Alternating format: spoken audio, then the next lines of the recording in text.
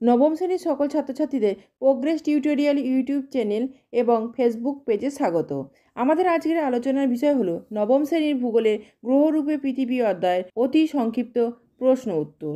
প্রথম প্রশ্নটি দেখো, কে প্রথম পৃথিবীর পরিধি নির্ণয় করেন? উত্তর, এরাটোস্থেনিস প্রথম পৃথিবীর পরিধি নির্ণয় করেন। পরের প্রশ্ন দেখো, সিয়েন ও আলেকজান্দ্রিয়া স্থান দুটি বর্তমানে কোন দেশে অবস্থিত? উত্তর, সিয়েন ও আলেকজান্দ্রিয়া স্থান দুটি বর্তমানে মিশরে অবস্থিত। পরের প্রশ্নটি দেখো, পৃথিবীর সবচেয়ে নিচু স্থানের নাম কি? উত্তর, মারিয়ানা খাত। পরের প্রশ্নটি দেখো, সূর্যের নিকটতম গ্রহ কোনটি? উত্তর, বুধ। পরের প্রশ্নটি দেখো, সৌরজগতের আয়তনে বৃহত্তম গ্রহ কোনটি? উত্তর, বৃহস্পতি। পরের প্রশ্নটি দেখো, জিপিএস এর পুরো নাম কি?